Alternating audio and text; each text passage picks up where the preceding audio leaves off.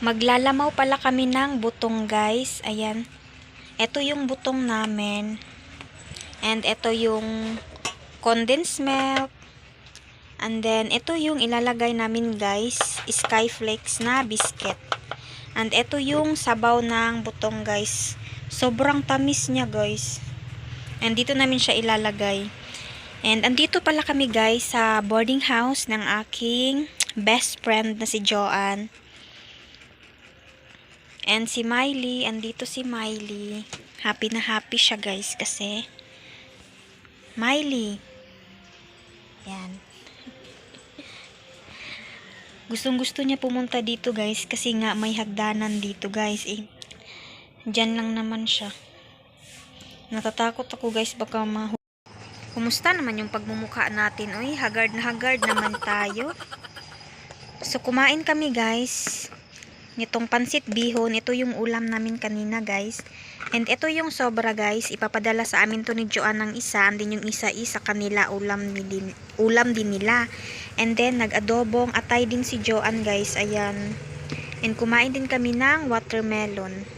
And ayan si Miley, guys. Oh, pasyal lang siya dyan.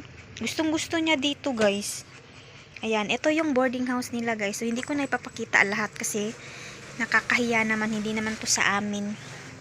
So, ito lang yung ipapakita ko, guys. Ayan. So, ito yung labas, guys.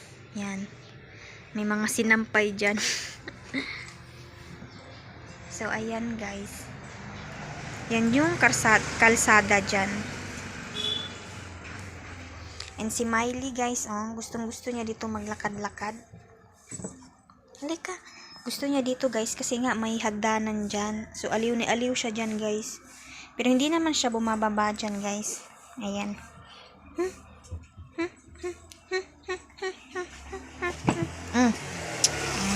Halika na, dali na. Dali. And si Joanne, guys, lumabas muna saglit kasi nga bumili siya ng ice. And ready na yung mga ingredients namin dyan, guys.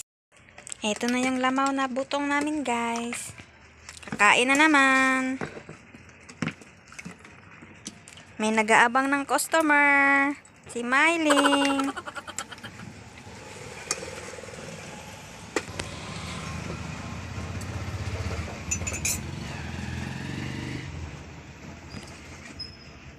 Bugnaw na kinalami na kayo na.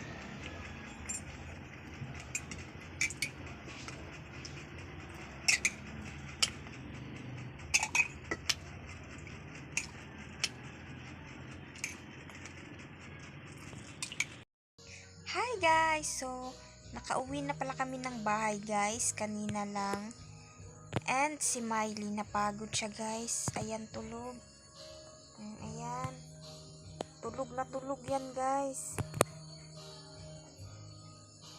Akala mo talaga kung anong ginawa. Laro ng laro kasi siya dun, guys. Hindi siya nakatulog ng maayos ba. Putol-putol yung tulog niya dun. Kasi nga, mas gusto niya na maglakad-lakad doon, guys. Akala mo talaga nasa siya, park. And ako naman is naghigahiga lang kami dito sa kwarto, guys. And hinihintay namin si daddy na umuwi. So, yun.